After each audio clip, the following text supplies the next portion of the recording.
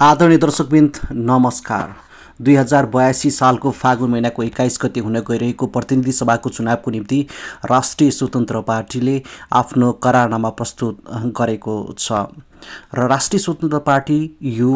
2082 सालको फागुन महिनाको 21 गते हुन गइरहेको निर्वाचनको निम्ति यो नागरिक करार प्रस्तुत गरेको छ भने यो नागरिक करारमा के कस्ता विषयहरू समावेश गरिएको छ यो कुरा म तपाईलाई आजको भिडियोमा जानकारी दिनेछु। कृपया यो भिडियोलाई अन्तिमसम्म हेरेर साथ दिनुहोला।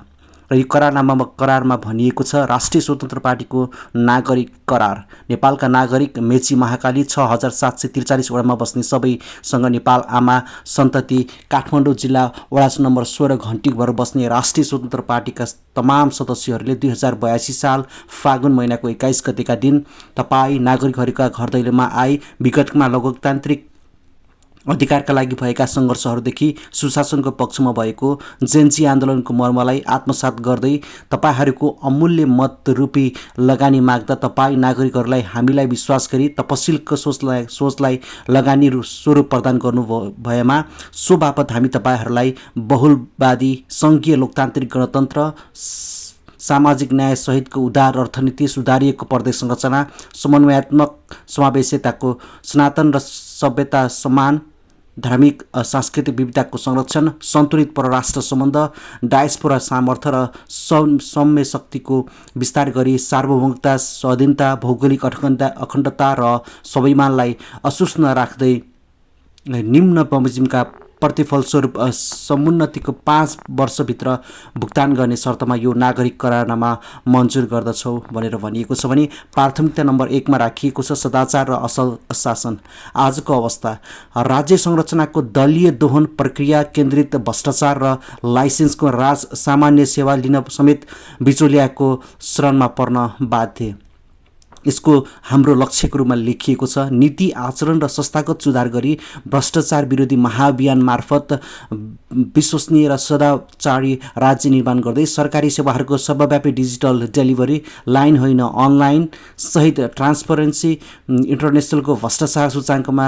भारी सुधार दलीयकरणको अन्त्य र 2040 सालदेखिकै सम्पत्ति छानबिन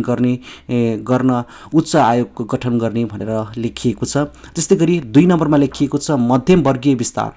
न्यून प्रति व्यक्ति आय गुणस्तरहीन र महँगो स्वास्थ्य सेवा प्रतिफलविहीन शिक्षा अपर्याप्त आधुनिक वित्तीय पहुँच र समावेशिता आजको समस्याको रूपमा लेखिएको छ भने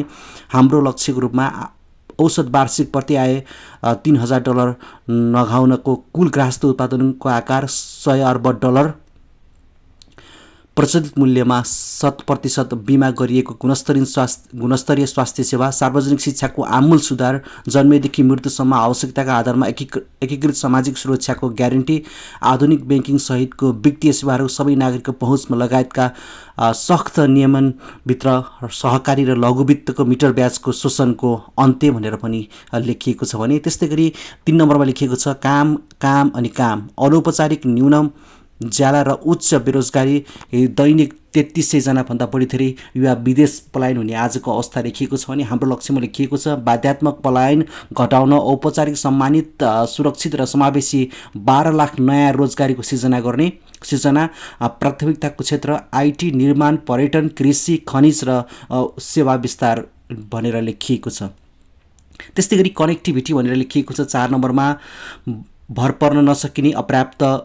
एवं असुरक्षित सडक हवाई ऊर्जा र डिजिटल सञ्जाल भनेर आजको अवस्था इङ्गित गरिएको छ भने यसको लागि चाहिँ प्रतिस्पर्धी अर्थतन्त्रका लागि गुणस्तरीय सडक हवाई सञ्जाल भरोसायोग्य ऊर्जा ग्रिड र सबै बस्तीमा तीव्र गतिको सुलभ इन्टरनेटको विस्तार 15000 मेगावाट बिजुलीको जडित क्षमता 30000 किलोमिटरको राष्ट्रिय राजमार्ग निर्माण 10वटा राष्ट्रिय महत्त्वका सिग्नेचर आयोजना सम्पन्न भनेर पनि यसमा लेखिएको छ भने प्रवासको रूपमा 5औं नम्बरमा बुदामा लेखिएको छ विश्वव्यापी नेपाली मानव पुँजीको खण्डित उपयोग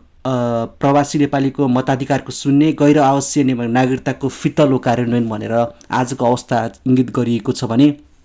यसको लक्ष्यमा के छ भने विदेशमा बस्ने नेपालीहरूलाई अनलाइन मताधिकार प्रदान गर्ने वंशजको नागरिकताको निरन्तरता सार्वभौम डायस्पोरा फन्डको कार्यान्वयन सुरक्षित लगानी र सम्मानित देश फिर्तीको वातावरण, मर्यादित वैदेशिक रोजगारी भनेर यो 5 नम्बरको बुँदामा लेखिएको छ भने त्यसको तलपट्टि लेखिएको छ तपाईँहरूले हामीलाई एकल बहुमत दिलाएको अवस्थामा पनि करार बमोजिम शर्तहरू डेलिभरी सहित 5 वर्ष बुझाउन नसके तपाईँ नागरिक मर्कामा पर्न गएमा संविधान, मौजुदा कानुन र सामाजिक करार अनुसार हाम्रो राजनीतिक नैतिकता र पदबाट अर्को पटकको निर्वाचनमा सजाय दिई असुलपल गरी लिनुहोला। यसमा हाम्रो पार्टीको सम्पूर्ण सदस्यहरू मन्जुर छ। यो करारनामा उल्लेख गरेको बेहोरा साँचो हो, झुटो ठहरे सहुला बुझौला। इस्वी सम्बन्ध 2082 साल फागुन महिनाको 21 गते रोज 5 शुभम भनेर लेखिएको छ भने यसमा चाहिँ यो प्रतिस्पर्धी व्यक्तिको दायाँ र बायाँको सिग्नेचर सहित राष्ट्रिय स्वतन्त्र पार्टीको लोगो समेत राखिएको छ भने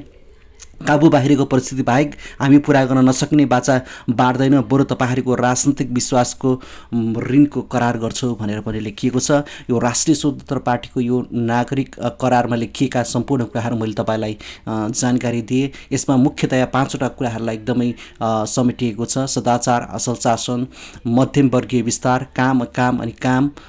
कनेक्टिभिटी र प्रवासलाई सम्बोधन गरेको देखिन्छ भने यो अनुसार काम गर्न सकिएन भने आगामी 5 वर्षपछि हामीलाई पनि त्यसको चाहिँ चुक्ता लिनु होला भनेर पनि समेत यो गरिएको छ। यो नागरिक करार मैले तपाईँलाई राष्ट्रिय स्वतन्त्र पार्टीले प्रकाशित गरेको नागरिक करारका सम्पूर्ण विवरणहरू तपाईँलाई मैले जानकारी दिएँ। अब के कस्तो हुन्छ अथवा कसरी अगाडि बढ्छ अथवा 2082 सालको फागुन महिनाको 21 गते हुने निर्वाचनमा राष्ट्रिय स्वतन्त्र पार्टीलाई आम जनताले कसरी लिन्छन् अथवा यसले कति सिट लिन्छ भन्नेलाई अत्यन्त चासोपूर्वक पनि हेरिएको अवस्था छ। हामी अर्को भिडियोमा फेरि भेट्छौँ। धन्यवाद।